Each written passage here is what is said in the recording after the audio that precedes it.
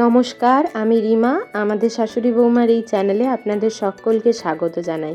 আজকে গ্যাংটকে আমাদের তৃতীয় দিন। সকাল সকাল রওনা দিয়েছি নাথুলা পাসের উদ্দেশ্যে। গ্যাংটকের চাঁদমারি বাসস্ট্যান্ড থেকে সকাল 8টায় আমাদের পিক আপ টাইম ছিল।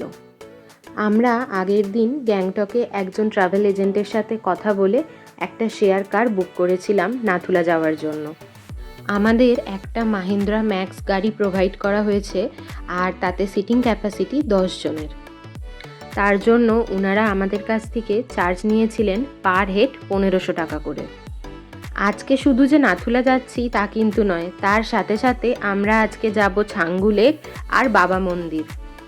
প্রায় ঘন্টা দেড়েক জার্নির পরে আমরা একটা জায়গায় দাঁড়িয়েছিলাম একটু কিছু ব্রেকফাস্ট করে নেওয়ার জন্য।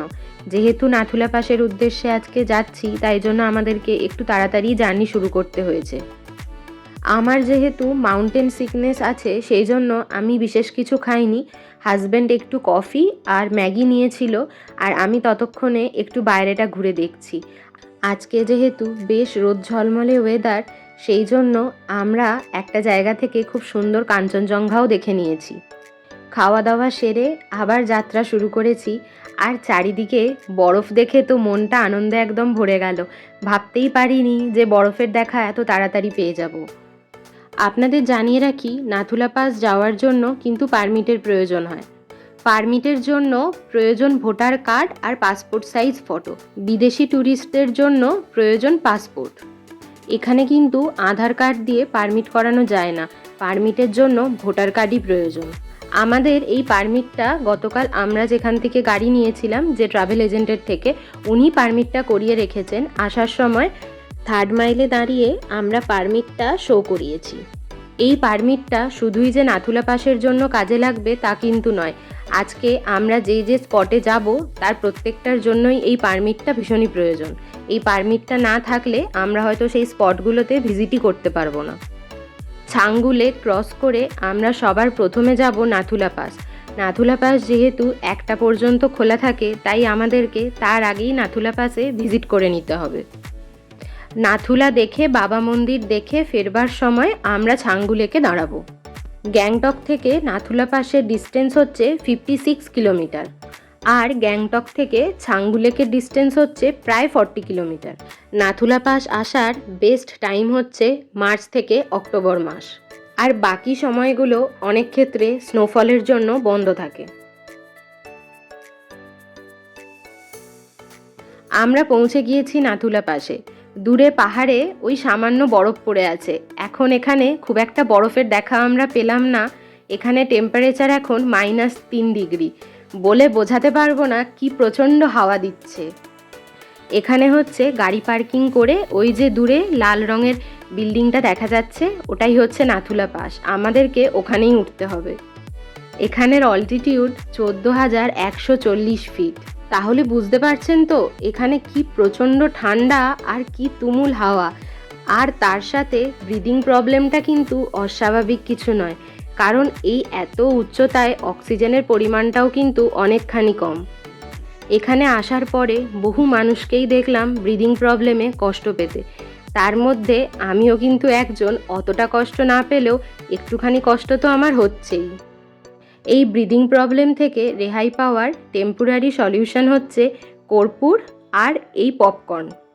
আমরা বাড়ি থেকে কর্পূর নিয়ে গিয়েছিলাম, আর যারা নিয়ে যাননি তারা ওখানে দোকান থেকেই কিনে নিয়েছেন।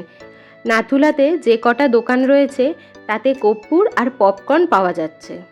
আমার যেহেতু একটু ব্রিদিং প্রবলেম শুরু হয়েছিল, তার জন্য আমি কর্পূরের স্মেল নেওয়ার সাথে সাথে পপকর্নও খাওয়া শুরু করেছি। এটা ইন্ডিয়া আর চীনের বর্ডার। এখানে ফটো তোলা একদমই নিষিদ্ধ। তার জন্য আমরা আর কোনো ফটো তুলতে পারিনি। সোজা এরপরে যাত্রা শুরু করেছি পুরনো বাবা মন্দিরের উদ্দেশ্যে। নাথুলা পাস থেকে পুরনো বাবা মন্দিরের দূরত্ব হচ্ছে প্রায় 17 কিলোমিটার মতো, আর এই পুরনো বাবা মন্দিরের উচ্চতা হচ্ছে 13,123 ফিট। আমাদের প্যাকেজের মধ্যে এই পুরনো বাবা মন্দিরটা ছিল না। আমাদের প্যাকেজে আজকে শুধুমাত্র আছে নাথুলা পাস, নতুন বাবা মন্দির আর ছাঙ্গু লেক। কিন্তু আমাদের যে ড্রাইভার দাদা আছেন উনি বললেন প্রত্যেকে যদি 200 টাকা করে দিই, মানে 10 জনে 2000 টাকা দিলে উনি আমাদের পুরনো বাবা মন্দির আর ভুটান বর্ডারটা দেখিয়ে আনবেন। সেই মতো আমরা নতুন কিছু দেখার জন্য রাজি হয়ে গেলাম।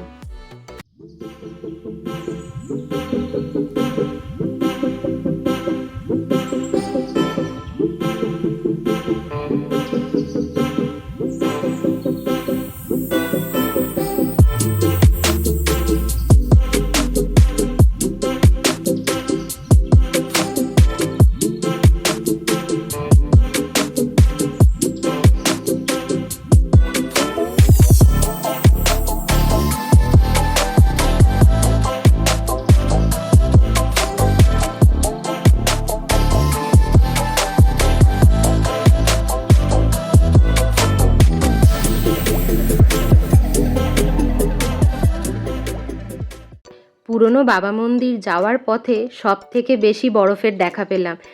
মাত্র 200 টাকার বিনিময়ে এত বরফ! ভাগ্যিস আমরা রাজি হয়েছিলাম। যত এগোচ্ছি ততই বরফের মাত্রা বেড়ে চলেছে। ভাবতেই পারিনি এত বরফ পাবো। কী যে আনন্দ হচ্ছে, এখন মনে হচ্ছে কখন নেবে একটু বরফ নিয়ে খেলা করতে পারবো। আমরা নাথুলা পাস আসার ঠিক 1 সপ্তাহ আগে এতটাই বরফ পড়েছিল যে রাস্তা পুরো বন্ধ ছিল। নাথুলা পাস আসার পারমিটটুকু পাওয়া যায়নি। শুধু নাথুলা কেন, ছাঙ্গু লেকেও আসতে পারেনি অনেকে। তাই আমরাও ভেবেছিলাম হয়তো আমরাও নাথুলাতে প্রচুর বরফ দেখতে পাবো, কিন্তু নাথুলাতে যে পরিমাণ বরফ ছিল সেগুলো হাতে নেওয়ার মতন ছিল না, কারণ সামনাসামনি কোনো বরফই ছিল না, ছিল সব দূরে পাহাড়ে। আমরা এবার পৌঁছে গেছি ভুটান বর্ডারে। দূর থেকে ভুটান বর্ডার দেখে, এলিফ্যান্টা লেক দেখে চলে এসেছি বরফের কাছে। এবারে বরফ কিন্তু একদম আমাদের হাতের নাগালে। মনের আনন্দে বরফ নিয়ে খেলা করছি, আর চারিদিকটা আপনাদেরকে একবার ঘুরিয়েও দেখাচ্ছি। এই জায়গাটায় কিন্তু প্রচুর বরফ পড়েছে। পুরনো বাবা মন্দিরে যদি না যেতাম তাহলে কিন্তু এত বরফ হাতের নাগালে পেতামই না। যে জন্য এত কষ্ট করে অত দূর থেকে আসা, সেই আশাটা কিন্তু এতক্ষণে পূর্ণ হলো।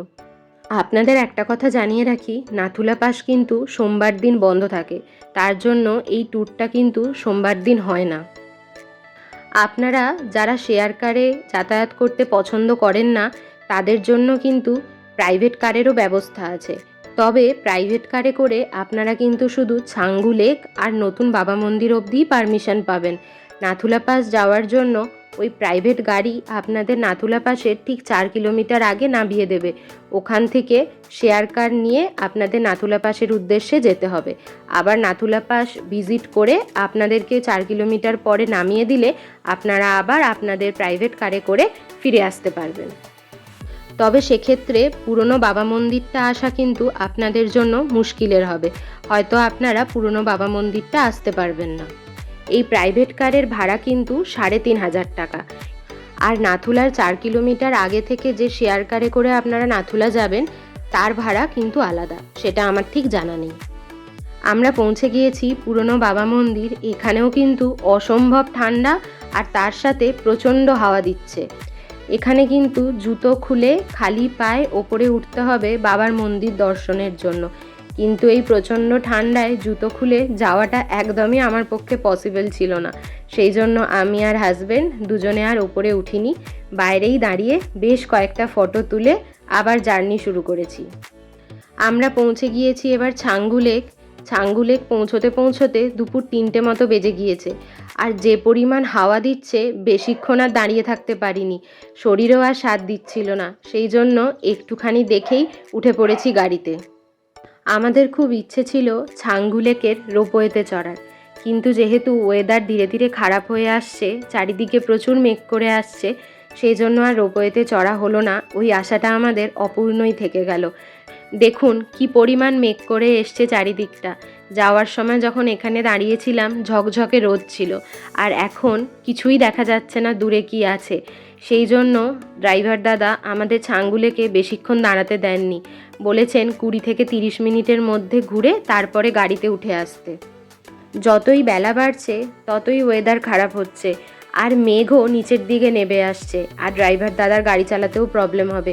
আর আমাদের এখান থেকে গ্যাংটক পৌঁছতে আরও 3 ঘন্টা সময় লাগবে। তাই আর বেশি টাইম ওয়েস্ট না করে আমরা গ্যাংটক ফিরে যাচ্ছি। আমরা 6টা নাগাদ গ্যাংটকে পৌঁছেও গিয়েছি। রুমে গিয়ে ফ্রেশ হয়ে তারপরে দুজনে মিলে বেরিয়ে পড়েছি এমজি মার্গে একটু ঘোরাঘুরি করতে। এটা হচ্ছে ক্রিসমাসের ঠিক আগের দিন। এমজি মার্গটা কি সুন্দর করে সাজিয়েছে, আপনারা একবার দেখুন। কি সুন্দর যে লাগছে, চারিদিকটা পুরো আলোয় আলোকিত হয়ে আছে। আর তার সাথে প্রচুর মানুষের ঢল নেমেছে এখানে। শুধু যে ট্যুরিস্ট তা কিন্তু নয়, এখানকার লোকাল মানুষজনও কিন্তু এই ক্রিসমাসের উৎসবে মেতে উঠেছে। আজ থেকেই তো উৎসব শুরু হয়ে গিয়েছে, এখন চলবে 1 জানুয়ারি পর্যন্ত। আর আমরা দুজনে ক্রিসমাসের আগের দিনটা কাটাচ্ছি গ্যাংটকে, আর ক্রিসমাস কাটাবো কিন্তু দার্জিলিংয়ে। সেই রকম প্ল্যান করেই কিন্তু আমাদের এই ট্যুরটা সাজানো।